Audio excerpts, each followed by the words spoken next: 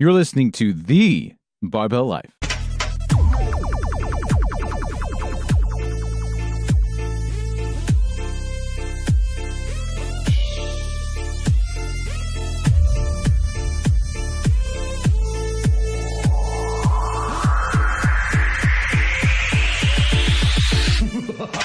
On this episode, we talked to Dr. Stu McGill. Now, he's pretty much accepted to be the world's foremost expert on the low spine, particularly as it relates to athletics and training. And let me tell you, this was a monster of a podcast. Travis was incredibly excited to talk to Dr. McGill because Dr. McGill is the reason that Travis was able to come back from a diagnosis of herniated disc when people were advising him to just quit and retire or else risk paralysis. And then Travis used Dr. McGill's principles to get back and eventually break world records. And let me tell you, Dr. McGill just blew us away. So if you want to hear about how to get strong and avoid back pain or an injury, you will definitely want to give this one a listen. We just scratched the surface here in this podcast, so if you want to learn more, you can check out Travis's resource, No Weaknesses, which is all about assessing muscular imbalances and asymmetries and then coming up with a plan of attack to correct those. It comes with a 30-point muscular imbalance test, plus tons and tons of more knowledge on recovery and protocols for dealing with aches and pains. It is the guide you want to get if you want to avoid injury, and you can grab it at www.mashelite.com/no-weaknesses. All right, get ready for a heavy-hitting podcast. I'm Lauren Pinellas, joined by Rebecca Tilson, Malcolm Moses Hampton, and of course, Travis Mash, as we talk with Dr. Stu McGill. You know, obviously in 2004, I was told by a neurologist that, you know, I had herniated 2 major discs in my lumbar spine, and he told me I was at risk of paralysis, and he was a good friend of mine. I mean, he was telling me the best information he could possibly tell me, but he said, you know, I should probably stop, powerlifting at the time, and I was so close to breaking so many records, and so I did my own research, and that's when I started finding out about you, and then I found a local, practitioner here, a chiropractor, who was another fan of yours, and between my own reading of what you're putting out, and of course Dr. Gray, a lot of people know about him, my local practitioner. Like, I was able to go on to break multiple world records, including Ed Cohn's being one of them, and so he's a 220 total, and so just so many things out there that are just crazy as far as they tell you the word core, number one. Like, I've been to 2 of your lectures from Perform Better, and both of them blew me away and just were amazing. But, the word core, the way people use that without really knowing what they're talking about, without understanding that it's the entire spine and the entire pelvis and everything that supports it. And hearing you talk about it in a way that no one else had ever talked about, instead of talking about crunches and sit-ups and, especially like weighted sit-ups, and you talking about don't do any of that. Let's talk about planks. Let's talk about the curl up. Let's talk about heavy carries and doing the things that train the spine functionally the way that you would if you're a powerlifter or a weightlifter. It totally saved my career. And like now, here it is. That was 2004. Now it's 2000. Get to be 17, almost 13 years later. My back never. It's one of the few things that doesn't bother me, but thanks to you. So I give you all the credit. Oh, thanks. That's nice to hear. Thank you. But before we go on, I gotta say this: do you drink bourbon or scotch? I'll be really honest with you and admit I used to really like to drink a fair amount. And I don't know if you know, but I've had hip replacement. Right. And I had a very bad experience with the anesthetic. Now, if you talk to anesthesiologists, they'll tell you this happens once in a while. The anesthetic will rewire the person. And I think that happened to me. It paralyzed my diaphragm. I couldn't breathe. What? Yeah. And then not realizing with the opiates afterwards. To make a long story short, the next time I drank alcohol, I was sick. And the anesthetic rewired me somehow and I'm now sick with alcohol, and yet I woke up and I loved and craved coffee, which I couldn't care less about before. What? So, as a matter of fact, I had a light. meeting yesterday with an anesthesiologist about something else, just some of our. I'd be like, can you wire me back? Is where I'd be at. So, okay, then prior to that, bourbon or scotch? There's a reason. There's a point to my story. Well, I don't really. I'm a Canadian guy, so I never really had much bourbon. Oh, so you probably did what, Canadian whiskey, I guess? No, I would drink red wine, beer, gin and tonic. Maybe I don't know, those sorts of things. The reason I ask is you got the coolest mustache in the world. You look like the dude. You look like the tequila guy, the most interesting guy in the world. That's why. That guy. So that's why he looks like Tom Well, Selleck. talk to my wife; she'll straighten me out. I'm a pretty boring soul. All right, so let's get right into it. We've got a lot of questions, and of course, Malcolm has got his own agenda. Like, he's excited, and so let's get right into proper ways to train the back, especially when a hinge is involved. There's a lot of people out there that would say, some people would say that there needs to be some flexion. Some people says not. So I'm just curious, whether you're a weightlifter, powerlifter, strength athlete, or whatever, how would you train? Like a good morning, for example. Well, you know the answer, Travis. I do know the answer. The answer is it depends. Yeah. And if I could just back up and let's lay down some scientific principles, because you're asking for a decision and a judgment call. And I think anyone who can answer that just immediately hasn't given thought that will help everyone work through that answer. So let me start out with a couple of principles. If the athlete has a history of pain, the first question is, what is their pain triggers, and can you engineer optimal performance without picking away at that pain trigger? Because as we both know, elite athletes don't exist who are perfectly healthy. Right. They're the ones who successfully manage whatever that little history happens to be. So that's the first thing I would say. What that requires is an assessment of their pain triggers. And then my assessment, for example, would then look at their body. What's their body segment proportions? Where are their mechanical advantages and disadvantages? What can they employ to pull the most injury resilient, performance enhancing features together? Then I want to watch them move, and I'll be looking for energy leaks, which are eccentric contractions of the weaker joints, or joints overpowering some weaker joints perhaps. And I would then choose a training approach to really take the weak links out of the linkage. If that happened to be a good morning, then so be it. A good morning for me, if that's the particular exercise you want to talk about, is all about tuning the hamstrings and somewhat the glutes if you're a power lifter. Right. So I would do a good morning only to the point that they are used at the start of the lifter's wedge. I wouldn't take a good morning any further. I want maximum stiffness at that critical angle. Totally I don't agree. want any more hamstring mobility, because you will lose performance. So now the question is, we've got that idea of how far you're going to go over to tune that elasticity. Do you want a rounded back? Well, if you want to have the greatest resilience, I would say rounded to slight flexion is okay. But then you have to lock it.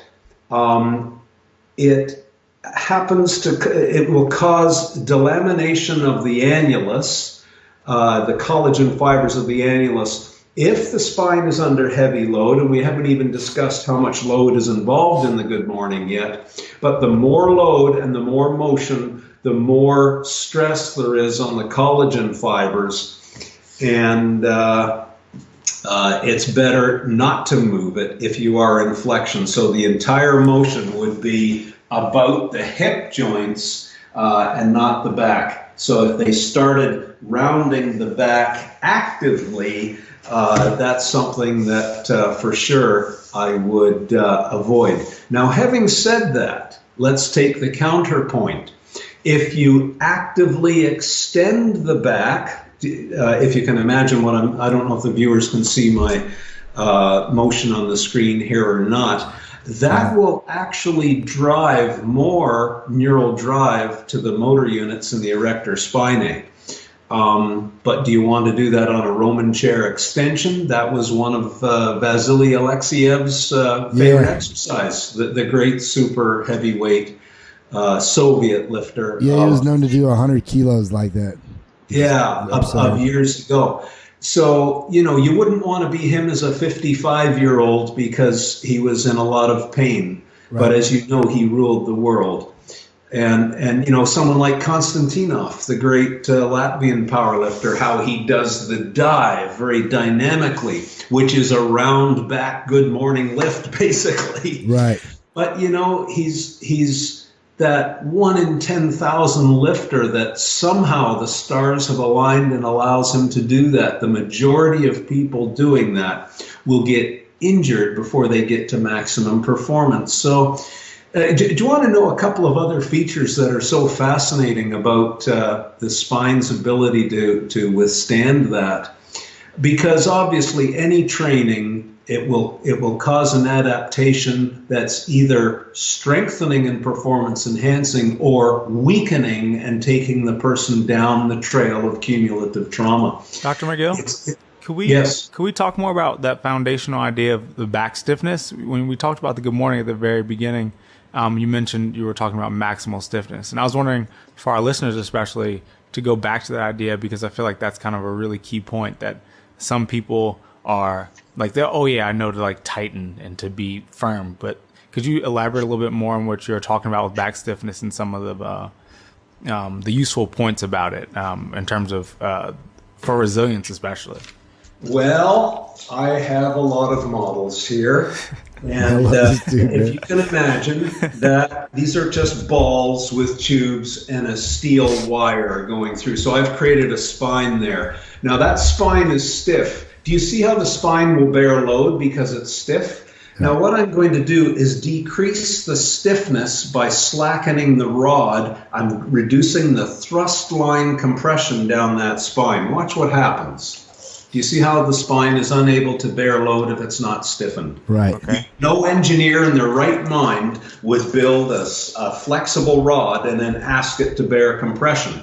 Right. So the power lifter, the first role is to stiffen the core to allow it to bear maximum compressive load. Right. So we get into all kinds of technique where they will form a lifter's wedge. So right away, the first thing I would coach is to pull down and stiffen the whole core. Slide your hands down your knees, pull your knees back over the balls of your toes, take contact on the bar if I'm doing a fairly narrow grip deadlift, and then I'm going to use every trick I can. I'm going to start to bend the bar with external rotation. Now don't tell me the lats don't externally rotate the shoulder. It's not the point.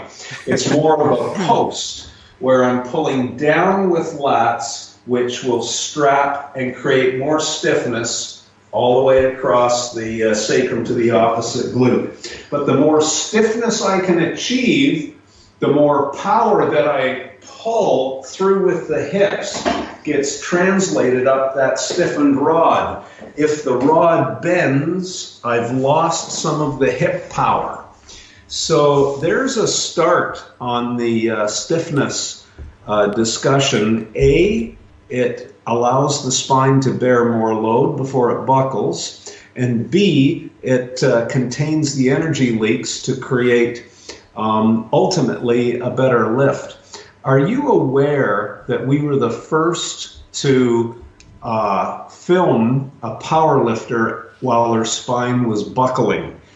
This was back in the early 80s. I was working with some very elite Canadian powerlifters at the time, and we were watching their spines lifting reasonably competitive loads, well over 500 pounds in any case. And this one lifter, his spine buckled.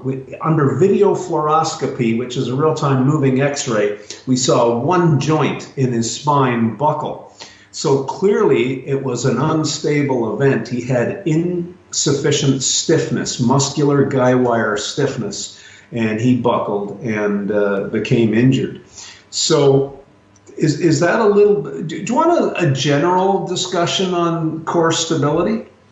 Yeah. I just think that we could definitely like work from that. I think for most of the lifters. Let me may I put it into 3 tight concepts to teach it? Surely. This is awesome. Okay, concept number 1 of core stiffness. Proximal stiffness creates distal mobility. Let me give the example. Let's take a uniarticular muscle like the pec major. The pec major just crosses the shoulder joint. So when I activate pec major and cause it to shorten, it creates arm flexion, distal to the ball and socket joint, the shoulder. But its proximal action is it bends the rib cage towards the joint. So if all I did was to be a bodybuilder, isolate that muscle and contract it, I would have a very ineffective push because my arm would flex, but my rib cage would bend towards my arm. It wouldn't be efficient at all. But if I could lock down proximally my core, 100% of that muscle activity now creates the desired effect. Just like if I'm going to pull on a bar, my glute obviously crosses the hip joint, as do my hamstrings. If they contract and bend my spine around, it's an energy leak. Whereas if I can lock my core, 100% of that muscle activity is directed to extending the femur and pulling the hip through. I'll get maximum power transmission. So this is the first principle of proximal stability to unleash distal athleticism. Number 2 is we do have this flexible column built with these blocks and the flexible discs in between them.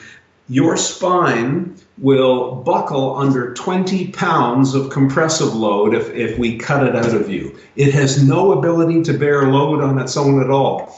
You must build this guy wire system, and this is where some of the physios, I think, get a bit lost on their concept of core stability, and they worry about muscles like multifidus and transverse abdominis.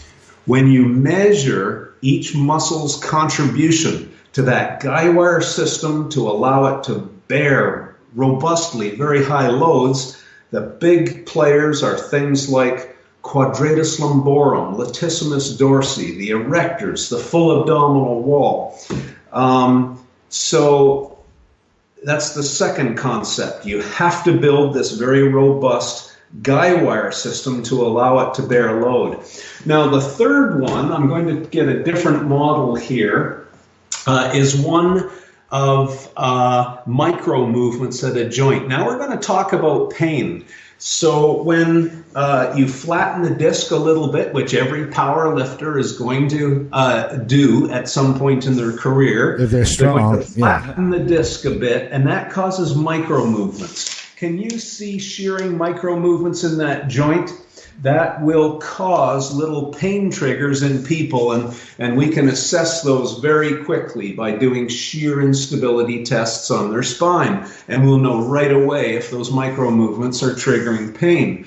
If we can create a muscular girdle around the spine that engineers out and stiffens those micro movements, so now when they lift, and you just saw the compression technique I was using, pushing the bar away, bending the bar, spreading the floor, all these coaching cues that I know you use, absolutely, adds to that compressive girdle, engineers out the micro movements, and takes the pain out of training. So now you have just opened up your training capacity and tolerable volume. So there's 3 starts to stability. But let me just give you one more.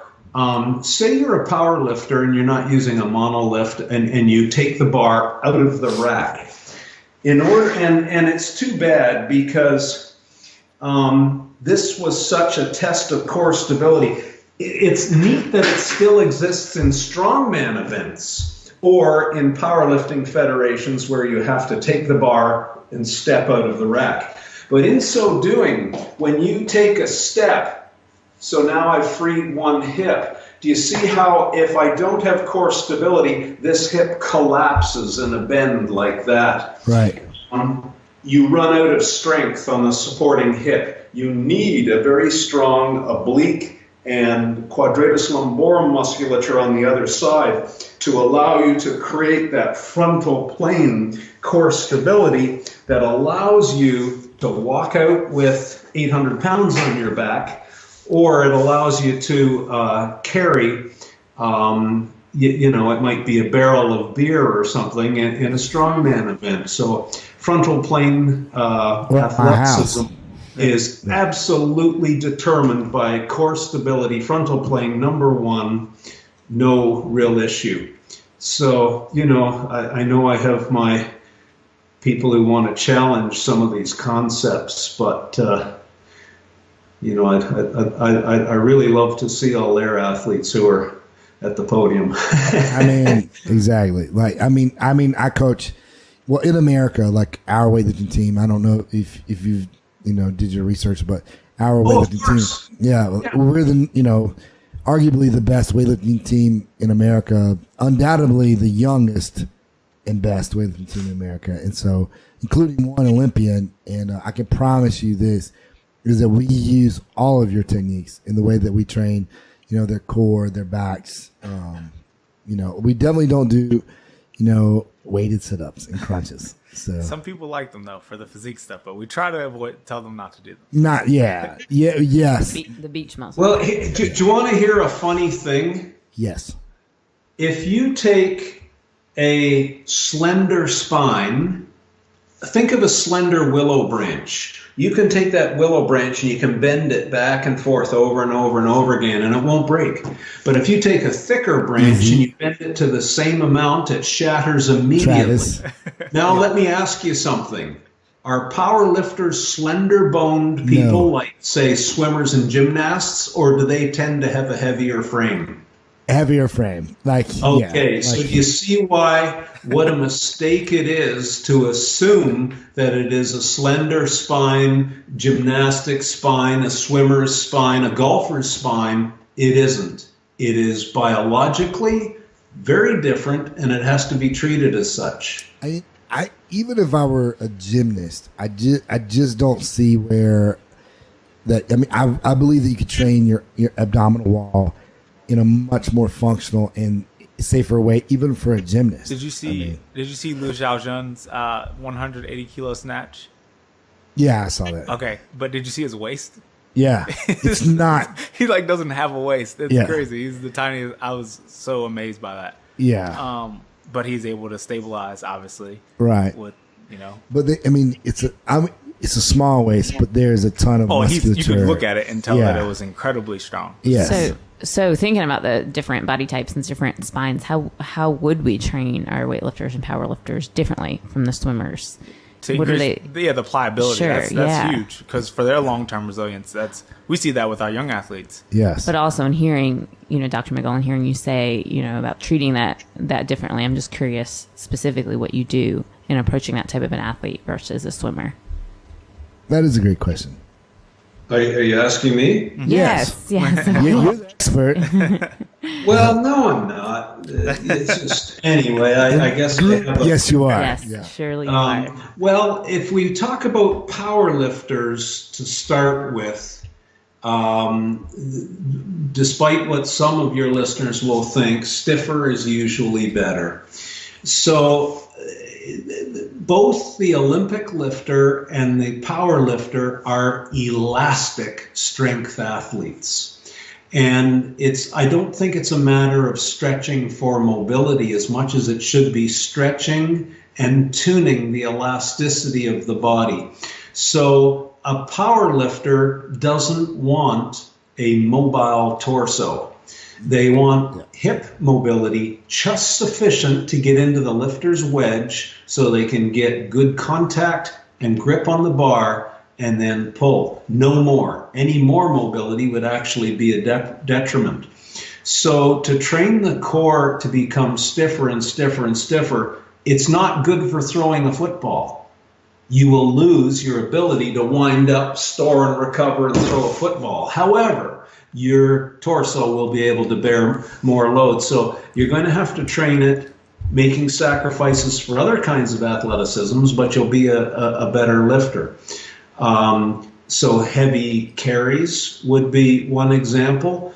For the front, things like stir the pot would be a good example.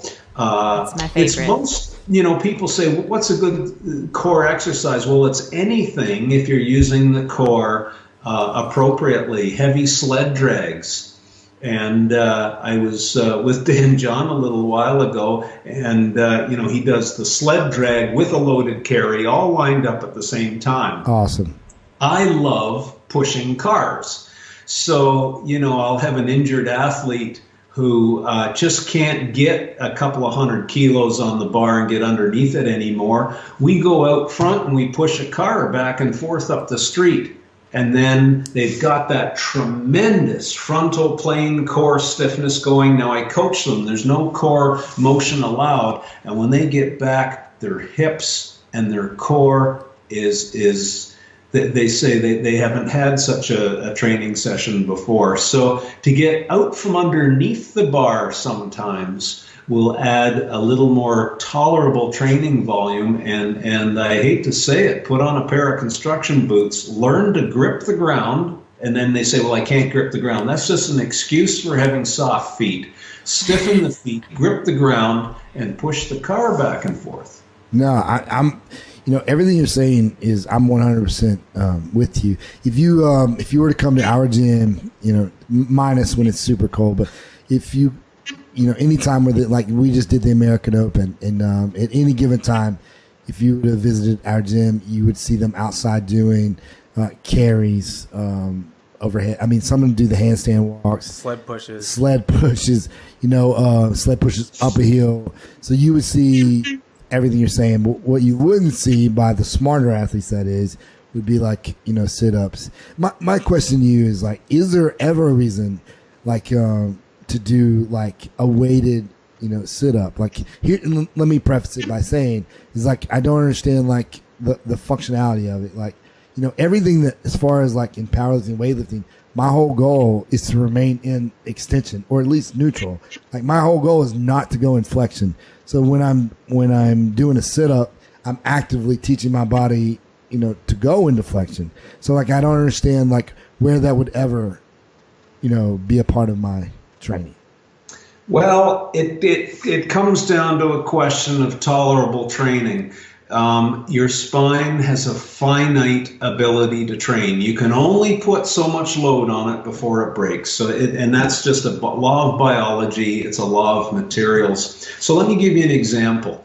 Assume I'm going to pull on a cable across like this. So I'm pulling a cable across my chest. My spine has to support that shear load. So yes, the muscles are working, but my spine is being sheared. So if say I did theoretically 1 million of those, I would work my spine 1 million times having to hold that shear load, correct? Right. Now, if I did a side plank, I'm just going to, how many places do you know where there's an assessment table in front of a squat rack? Only yours. Maybe so if I did a side plank, do you see how the load is going down through my shoulder and down through my feet? There's zero shear load on my spine. Right. So now I've taken out all the shear load, but I've put in bending load. I could now have a colleague put a 100-pound sandbag on that side plank. I still have zero shear load in my back. Whereas if I pull 50 pounds on a cable, it's 50 pounds shear on my spine over and over again. So that's the difference between an open shear load exercise on your spine and a closed with zero. So do you see how I could you could tolerate 1,000 pounds on your core, on your torso, in a side plank, just in that posture, because you've taken out all the shear, and it would be so much better for your back than pulling 50 pounds across that way.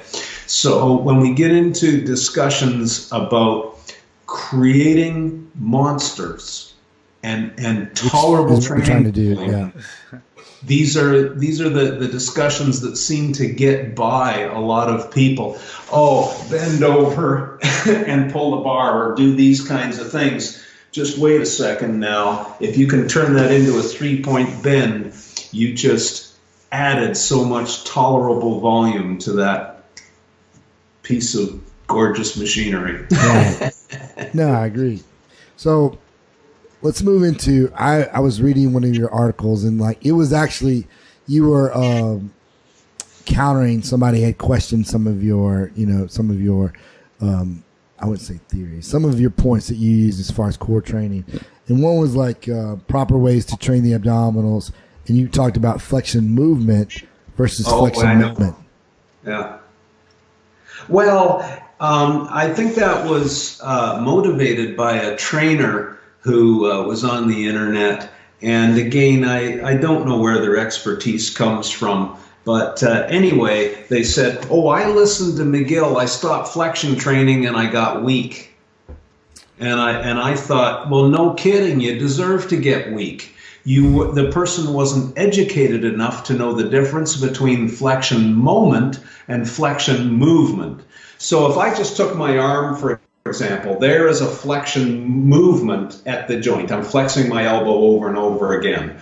A flexion moment would be to hold 50 kilo in my hand and just hold it. Now, there's no movement, but there's a tremendous moment and challenge there. Right. So what I'm talking about now is let's do curl-ups over a gym ball. Which that would be a flexion movement over and over and over, bending the spine, which over time is like you can take your credit card out of your wallet. You bend it 1,000,000 times and it'll break. It'll break, yeah. So it's the same fatigue that gets into the collagen of your discs. So let's replace that now. Instead of doing a curl up over the gym ball, we're going to do a stir the pot. So now you get on top of the gym ball, put your elbows on it, and stir the pot. Do you follow what I mean there? I do now, yes. Yeah, hold on, a little thing just popped up. Yeah, we got rid of that. So you do stir the pot. Now, that is a heavy flexion moment. It's a huge abdominal challenge. When we get some of the UFC fighters now, the big martial arts guys, they, by tradition, karate training, will do 1,000 sit-ups every day until they're about 23 or 24. And then they come to me and say, my back is so sore, I can't train jiu-jitsu anymore. My career is finished. And I say, yeah, it is. So now you're going to train flexion moment. Instead of doing sit-ups, do stir a pot on the gym ball. And all of a sudden, that pain trigger of the repeated motion is gone. And they are still able to be highly competitive in jiu-jitsu by avoiding the pain mechanism. Keep the flexion for the octagon and they'll still win. Well, I'm going to give you 2 more pieces of evidence on this whole issue.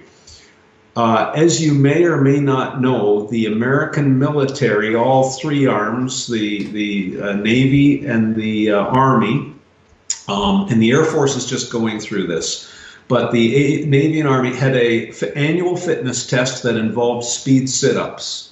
The clinicians, the physios were becoming concerned because there were a lot of people coming home from Afghanistan with disabling back pain due to training the test, doing the speed sit-ups. So my colleagues, John Childs, Deidre Tayan, good scientists, were at the military base in Texas. They took half of the guys going through basic training, and they did the traditional sit-up speed training. The other half never did a sit-up. They did planks, stir the pot. In other words, flexion moment training, not flexion movement. At the end of basic training, they found the group that never trained the sit-up had less back pain, and then they performed better in the sit-up test. So you can argue with me about developing athleticism, but I think that's quite compelling proof. Now, the next one is so interesting. We evolved, if you believe that, from lower animals. And when you look at the structure of their spines, like this is a whale spine, for example. And as you know, a whale does flexion movement and flexion moment of its big flukes. So it is a spine flexion and extension. Do you agree? Yes. Hello? Yes. Yeah. Guess what they have for a disc in their spine? They don't have one. They have a ball and a socket. What? That's how they can swim and have flexion movement. They have a ball and socket. We do not. We have a collagen set of fibers that those fibers, we can measure them. Over time, will slowly delaminate and fatigue. So here is exactly what happens. Can you see that little red imperfection on the back of the disc right there? Now I'm going to flex the spine forward and squeeze it to mimic a round-backed deadlift or good morning. Do you see the nucleus coming out and trapping the nerve root? Yeah. Now I'm going to lock the back in neutral, drive the compressive thrust line straight down the spine to mimic a locked back hip flexion movement. The discs now squeeze, but there's no hydraulic effort to create delamination and a disc bulge. So I don't know how much more evidence you want. And a lot of people used to question some of my training because all I did was neutral spine good mornings. I don't do round and back good mornings, and they would say what happens in the deadlift, if you get rounded, you'll be weak, or you won't be able to recover from that. And the thing is I deadlifted 804 with a perfectly neutral spine. So I trained it to not get like that. But if I ever got out of position, I felt so strong from doing, I think, proper movement patterns that I was still able to, get back into proper position and finish the movement. I mean, even my squats. Sorry, I didn't mean to interrupt, Travis. No, go ahead. Is there one shred of evidence that says, because I just gave you evidence that you can train and perform better on sit-ups by not training them. I haven't seen this evidence that avoiding something means you won't be able to do it. Quite the contrary. You build up so much resilience in a safe way that you can then go into, look, life is chaotic. And there are times, there are some occupations, there are some sports where you're put in some pretty hazardous positions. But if you keep training those hazardous positions, you will develop cumulative trauma. That's why they're hazardous. Some people call this stretching. I call it jujitsu. That's how you get someone to submit. So, these things are continuums. No, I totally agree. Yeah, I mean, I'm thinking it. My husband Caleb, he does hardscaping for a living, and so he's lifting these huge boulders and in probably these compromising positions, but he doesn't go to the gym and train that identical movement. And what you're saying makes total sense. Making him stronger, lifting properly. Yeah. Oh, that brought me back to that's. I'm glad you said that. I almost went blank. But what you said earlier, that the spine has basically I'm going to dumb it down, but has X amount of capacity. So if I'm training, these crazy positions that, that are, can be, tragic or can hurt us, then I'm taking part of that capacity away. But if I never train them and I train my body to do functional movement patterns and I go on a football field and I get out of position, well, I still have the capacity to do that because I haven't been leaking that capacity while I train. Like Dr. Gray used to talk about the spine being, which is my chiropractor, I'll bring it, but he would say the spine is basically like when you're born, you have an hourglass full of capacity. And like when you do something, dumb in training or in life, that sand starts to leak out. So, but like if I do, nothing but, proper neutral spine movements during training, I'm not leaking any of that capacity. Just, what do you think? Is that simplified enough? I mean, well, that's pretty wise. Can I make 2 comments? Oh, you can. Yes, this is your show as far as I'm concerned. You can do whatever you want. I just had a really good thought. Now it's escaped me. It'll come back to me in a minute. But back to Rebecca's husband there as an example. I had a paramedic here today as a patient. And, they have tough jobs. They've got to lift a 400-pound heart attack victim out of the bathtub. Then they have to pick them up and carry them down 3 flights of stairs. These are tough jobs. Do you think they can train that way and survive? No. They train as safely as they can and try and minimize those very risky exposures, hoping that they had enough resilient training and enough avoidance of cumulative trauma that they're going to survive. But to keep training that, and again, you can watch some of the gyms who train athletes, and I'm thinking of some of the MMA gyms that believe, man, you got to be rough and train it to the max every day. It's awful to see the percentage of their fighters that don't make the big show. Right. Yeah. It's like football in a way, in the sense that when people always ask me when we watch NFL games, like, oh, could you have done that? And I'm like, no, probably not. Probably wasn't that good an athlete. But when I think about it, though, the guys who make it that far are the guys who just survived this incredibly daunting training philosophy. So, schools are getting better about it, and all the way down to like little league football, from high school, from little league. Yeah, they're getting better about it. But when I'm sure for you it was even crazier. But when I was coming through, I remember, at 7 was my first contact year, 7 or 8. And it was mayhem. It was like a massacre every day. It didn't make it right. It just meant there's a few people. Another example, like you take Bulgarian weightlifting.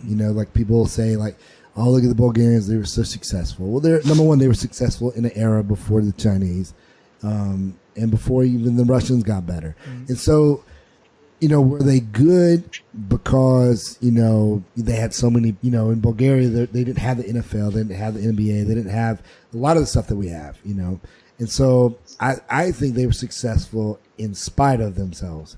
Like, could they or did they lose a lot of great weightlifters to, crazy training, regimes?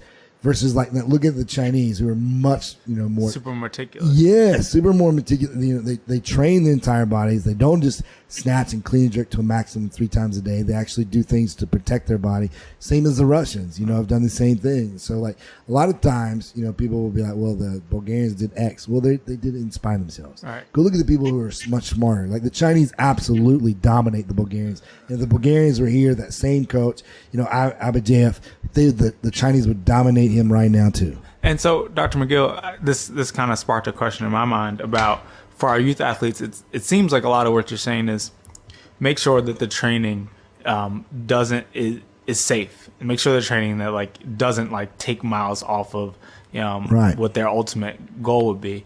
I'm also wondering if there's any part of your paradigm that is there's that word you like again. Paradigm, yeah. Any part of the principles that you teach that enhance their ability to generate force. And if you could talk a little bit more about that, especially for our young athletes, because I think a lot of them have kind of been through that ringer of let's just work out really hard, and now are kind of transitioning into this phase of I have a chance to be one of the best ever. How do I now maximize all the things that I have going on? I think I know the answer, but go ahead. Yeah. I think I heard 3 questions there. If I can just take that last one first, about resilience and whatnot. If you're a lifter, I think too many kids, when they come here injured, I'll usually say, when was your last day off? and some of them can't answer that question. That's very telling. That's crazy. They think that more training will keep them going for personal bests, and no one has coached them in training cycles. And you must respect the cycle. You must finish the cycle with an appropriate rest period, allow all the adaptation, and then set whatever the goal is for the next training cycle. And that may not be to lift more. It might be to work on, say, grip strength, or the strength to recover from a misdirected line of drive. So they might be doing floor grip exercises, or I don't know. But so that would be how I would answer that for the younger ones. What was that first question again? Sorry. So it was, how do you think about not?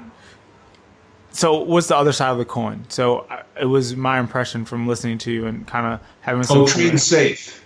So yeah, what's the other side of the coin of being safe? Let me make it's training safe but producing force, right? Yeah. Let me make a comment on that training safe. That's a lot of people misinterpret that, and they'll say, well, that means don't push very hard, and you do have to. And I said, I didn't really say that.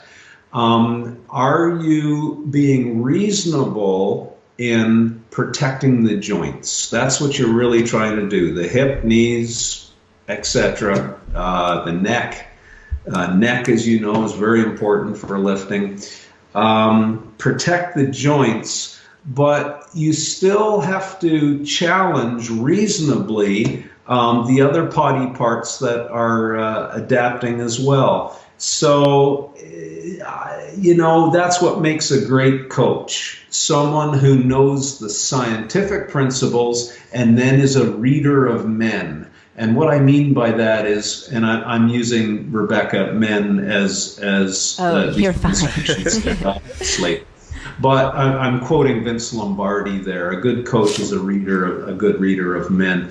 You watch their face. Right. You know if they're having troubles at home. You know about their sleeping. You know when they're irritable. You know when they're overtraining and they need to rest. You just know that because you know how to read a human. Yes. That's the side of coaching that will help you in your training cycles to know, let's have a good, tough challenge on this next training cycle. We're going to back it up with a nice restorative session afterwards, but we're going to push this one. So, it's that whole thing of, yes, be safe, but if you are going to pull out of your body, you have to play both sides of the coin. So that's probably interesting.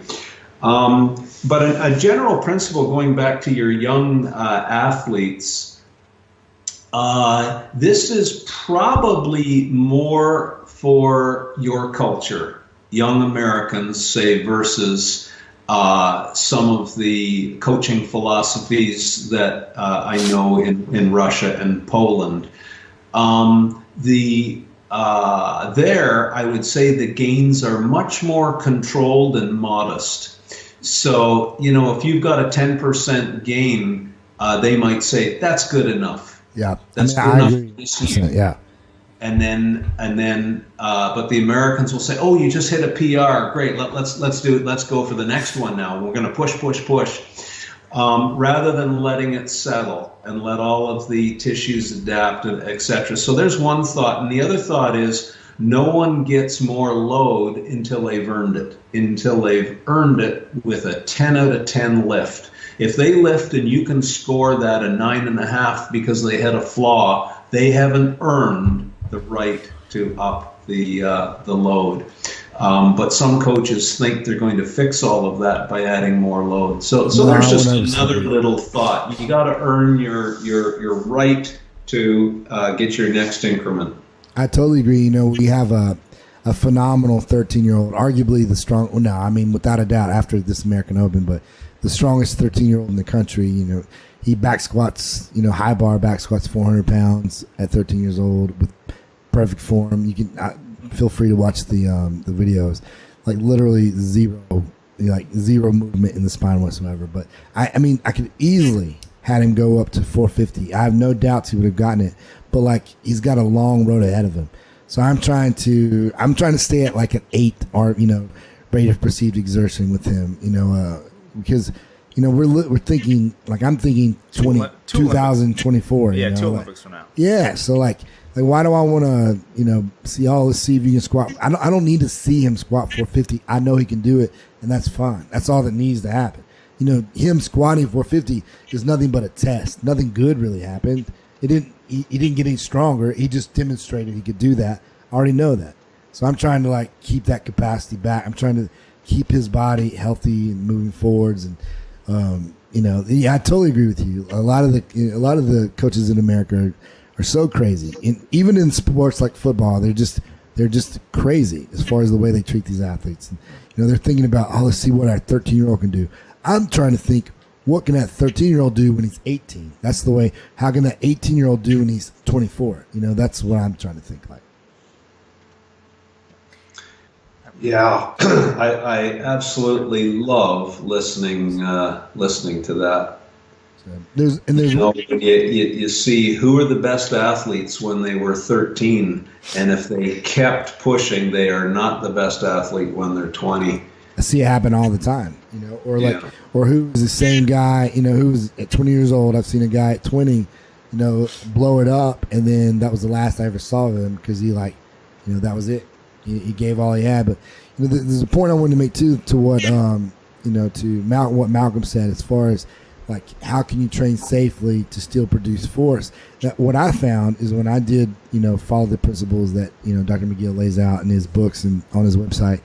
I found that training safely equaled more force. Like the more stiff I got through like planks, carries, stir the pot. I've done a ton of it. I also saw, I'm pretty sure it was you that performed better. We were talking about doing planks with a row, with, planks with the lat pull, side planks with a row, like, the kettlebell bottom up carries, like, doing all the different carries. The stronger I got at those movements equated to stronger, like when I was doing bobsled, it equated to a stronger vertical leap, a faster 40-yard dash, because my torso had all that stiffness. It allowed my, the force that I wanted to produce in the other limbs to be even better. Like, I guess that would be the proximal stiffness equal the distal, athleticism. Yeah, distal. That makes sense. I think it does. I mean, just being in the gym and thinking about it, and it's really interesting to kind of watch this culture evolve. And Dr. McGill, I don't know how familiar you are with like how our young lifters have kind of continued to progress at such a rapid rate, and just thinking about them for the long term. Just as a question of mine, because they're strong, and like you said, I do think it's part of the American culture. They want to push it. They like to go really hard. They will take their lumps in stride and kind of just keep pushing through, and just being able to temper it in some way by saying, okay, well, what's the ultimate goal? Where do you ultimately want to be? And here are the things that we know for a fact can help you take some adjustments, take some like shifts in what you do, so you can better your process for the long term. So yeah, I really appreciate it. Any weightlifter that's listening to it right now, they got to think, anyone who's of age, who's like, this Olympic quad is like a real thing for them. They definitely need to listen to this, because what does it matter what you're doing right now? Right. You got to be thinking, what kind of capacity will your spine have 4 years from now? Like if you destroy it right now, then you've done nothing. So you had a great American Open. Good job. Nobody cares. All right. You got to keep pushing. Nobody's going to remember who won the American Open in 2016. No. What they will remember is who made the Olympic team in 2020. Right. So one more question I have to ask. Like, let's take a weightlifter and a powerlifter. If they were going to, you're going to have them do a squat. Is there anything different that you would teach as far as a weightlifter and a powerlifter? Or even in the core strength or spine stability? All the above. Teaching the movement, core strength, spine stability, yes. Well, they're really quite different athletes. You know, do you remember the old Olympic lifts? There was actually 3 lifts. The press was in there, but that's now been taken out. And after that, the lifters really started to diverge. So the Olympic lifter of today is now this speed elastic strength athlete, whereas the power lifter is the stiffer elastic slow pulling athlete. And it's really very different. The amount of compression when they get in, so I'm talking about power lifters, to get down into the lifter's wedge, and not going to talk about differences between, say, a narrow grip conventional and a wide sumo, but they still have to build that tremendous stiff wedge. Right. And they're pushing the weight down, posting, bending the bar, all of these tricks to add more and more stiffness, plus the full body suits. These are all efforts to enhance stiffness. The Olympic lifter goes down into the wedge, but they start to pull, they shrug. If their spine bends when they're shrugging, they've got an energy leak. If their spine bends when the hips are exploding in the triple extension, they've got an energy leak. So that is, again, a very different kind of tuned elasticity, but the biggest difference, and why I would choose both styles of lifting to train for other strength events, is the neurology. And you probably know what I'm going to say now. I love and I hate Olympic lifts. I absolutely hate them when I go to certain training facilities and I see everybody doing 10 Olympic snatches for speed. Yeah. And I just watch their form deteriorate. And, they just, I can't stand it. Isn't that how you get clients, though? Pardon? Isn't that how you get more clients? He's joking. He's trying to make a joke there. My job is to put myself out of business. Yeah, exactly. To be very frank about this. But now consider the Olympic lifter. They start the pull, and then as they pull the hips through and they've got to the maximum height where they're pulling on the bar, at that point, they have to snap under the bar and go into the catch. Or whether it's a clean and jerk, it doesn't matter. The point is they are now having to snap their body under the bar. If you're not fast, you will miss the lift. Right. In order to be fast, you have to relax your body. So the neurology that you need to be a successful Olympic lifter is one of supreme neural drive out of your brain and then supreme relaxation. Shut it all off so you're very pliable and quick to snap under and catch the bar. Then you have to have this supreme blast of stiffness to lock out under the bar. So Travis, if you are at Perform Better and whatnot, you've seen all my drills with Olympic lifters, for example. They stand and they have to jump, and I won't do it here, but you jump and you land on a box. Say a box about the height of your mid-chest. Right. And the drill is the first time I want them to jump off the floor, land on the high box, and I don't want to hear them land. That shows me their neurological ability to relax. The second cycle, I want them to leap into the air, land on the box, and pound it hard. Stiffness. To show me the ability to relax, fly through the air, because that's the jump and relax of the lift, and then stiffen up right underneath it. And if you don't have that neurology, you will not be an Olympic lifter. And I haven't even talked about shoulder and hip mobility. That's what I've been doing with Frank. Yeah. It's the neurology.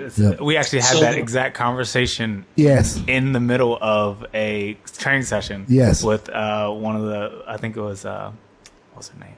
Yeah, but we were talking with Frank, and we asked this question. It was like, because in athletics, they always taught us, I want you to land really quiet. Right. It needs to be super quiet because You want to see like your ability to control, and then we were saying, well, you want to be able to develop the force on the other side of that. Yeah, I want to be able to absorb force. So I have one of my Olympic weightlifters doing what you said. The second, he's very good at landing softly, but like he wasn't very good at landing with that force and putting on the brakes. Which is what you need. You're right. Like when you're catching 400 pounds, you better have the ability to put on the brakes and stiffen up quickly. So, or else you're going to get crushed.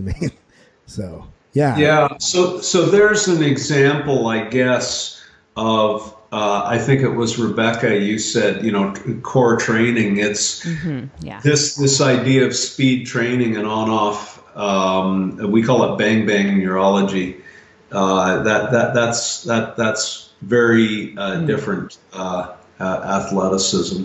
And, both you have to be a good athlete, but a different type of athlete. Sure. Okay. This is great. Thank you. All right.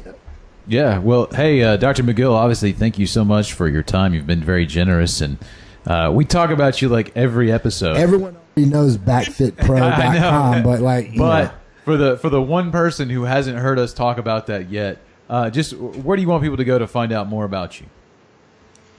I have to tell I've been a professor for 32 years. I retired on Tuesday. Oh no! Congratulations. From Waterloo University, correct? Right. So awesome. I taught. I was the first professor the kids saw out of high school, and I was the last professor they saw before they left. And man, what a difference!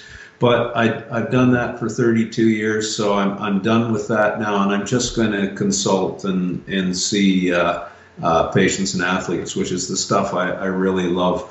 So the website is not the university anymore. It's backfitpro.com. Yeah. And I've literally plugged you 10 times already. But go ahead. If someone is interested in getting out of back pain, don't mix that up with training the back. They're two entirely different things. So if you want to get out of back pain, I've written a book that's very consumable called Back Mechanic. If you are successful, you're out of pain, and now you want to get back to training, but you don't want to go back to pain, then the next book is Ultimate Back Fitness and Performance. But with those two, I think there's a sufficient blend of scientific principles and then examples for adapting them to specific situations. So, we can talk about the sprinter, the power lifter, the Olympic lifter, the quarterback, or the MMA athlete, or whatever it is. Awesome, man. Thanks, I got to say, I want to let everyone know, what an honor. I met Arnold, Schwarzenegger. I've literally had lunch with him before. And I was not near as excited. I'm sorry, Arnold. But when you emailed me back, I literally was like a little schoolboy. I was. He was. I can vouch for that. I was so excited, and I feel so honored just because you were such a contributing factor to my own training. There would have been 0 world records set by me had it not been for you. Travis, we're going to go have, what was it, a bourbon or a scotch? Yeah. Or coffee, right? Yeah, you can have a coffee. I drink coffee too. So next time we're at a meeting, whether it's Perform Better or at a sports performance meeting or whatnot, give me a holler and I'll buy it. I will 100% take you up on that. He's going to drive to your place tonight. Well, we were all so grateful for Dr. McGill's generosity in speaking with us and giving us his time. We were all blown away. And when he explains everything, it seems so simple. You wonder why you just didn't understand this stuff before. So thanks to him for being on. Again, check out more podcasts like this, tons of articles, and all sorts of resources for you over at mashelite.com. That's mashelite.com. Again, thanks for listening, and we'll see you next time.